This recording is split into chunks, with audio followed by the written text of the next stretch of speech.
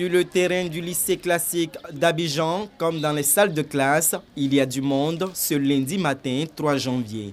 Après 2 semaines de congé, l'heure est venue de rouvrir les cahiers et manuels. Nous sommes en plein cours, comme vous venez de constater, une séance d'éducation physique et nous n'avons aucun absent. Il n'y a pas de problème au niveau du lycée classique et les élèves respectent la rentrée des cours. C'est une bonne reprise au fait parce que je constate que tous les élèves sont là, la reprise se passe bien, nous faisons les cours avec nos professeurs. Et pour s'assurer de la bonne reprise des cours, le proviseur veille au grain. Tout le monde est là. Nous avons, pendant les vacances, envoyé sur notre plateforme, envoyé des messages à nos élèves et puis à nos personnels pour dire que les cours reprennent ce matin. Et nous avons fait un tour déjà dans les classes et nous sommes satisfaits parce que personne ne manque à l'appel. Et les professeurs et les élèves sont là, dans un environnement assez agréable. Du côté des tout-petits, à l'EPP Château d'Eau 2, le constat est le même. À 8 heures, effectivement, les cours ont repris. Les enfants sont présents, le personnel aussi. Tout le monde a son poste. Ici, c'est une tradition. Nous respectons textuellement les dates officielles, je veux dire. Voilà. Que ce soit les rentrées, que ce soit les congés, que ce soit les reprises. Donc, ce n'est pas un souci pour nous ici, ni pour les parents, ni pour le personnel. Voilà. La tradition est donc respectée dans les établissements scolaires de Cocody. Les élèves et le corps enseignant sont à leur poste. Le travail a repris dans la discipline.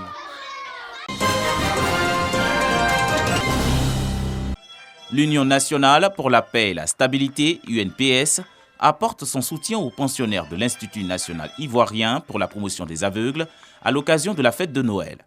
Soutien manifesté par des dons en vivres, essentiellement composés de sacs de riz, de bouteilles d'huile et de pâtes alimentaires. Des vivres qui permettront à l'Institut de célébrer un agréable réveillon autour d'un mémorable banquet. L'État ne peut pas tout faire. Il y a des personnes de bonne volonté qui de temps en temps nous viennent en aide afin de pouvoir faire le travail que l'État nous a confié. Cette période de fête ne concerne pas seulement les personnes valides. Il faut bien que tout le monde soit heureux en période de fête. Que les personnes en situation de handicap également sentent aux côtés d'eux des personnes de bonne volonté qui viennent les aider, qui les aiment et qui se disent que nous aussi, nous sommes dans la société comme tout le monde. L'UNPS est une association à but non lucratif qui a pour mission la promotion de la paix en Côte d'Ivoire.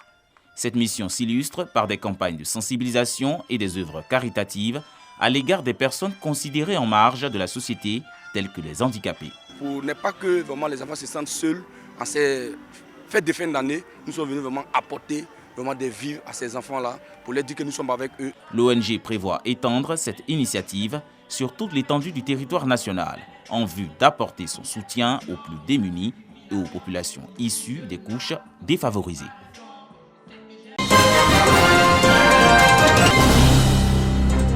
Mademoiselle Mireille Mathieu, consentez-vous à prendre pour époux M. Kwame Roger ici présent? Oui! Échange de consentement, strass, paillettes, festivités, mais au-delà, bien des réalités à prendre en compte. La vie à deux, pas toujours aisée. Le ministère de la Famille, de la Femme et de l'Enfant prend donc les devants. Plus de 250 couples sont outillés pour un mariage réussi. Cette cérémonie est l'occasion de lancer 3 activités en même temps. Nous avons l'activité de formation des couples candidats au mariage. Nous avons l'activité de formation des familles à la gestion des ressources familiales qui va se tenir en région. Et nous avons l'activité de sensibilisation des familles aux valeurs morales qui va se tenir également en région. L'objectif, c'est de consolider le mariage, pour les aider à mieux vivre, à être heureux dans le mariage.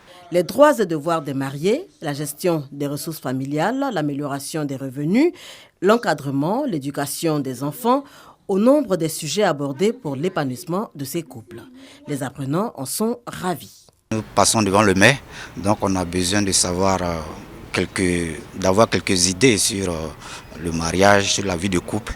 Et c'est très important. Je participe à cette formation pour être outillé, pour surtout avoir aussi la base de comment fonder un foyer, afin que les divorces et les palabres puissent être évités. Plus de 250 couples formés pour cette première phase à la mairie du Plateau, mais l'activité s'est également étendue à plusieurs villes de l'intérieur, notamment à Aboisseau et à Diaké.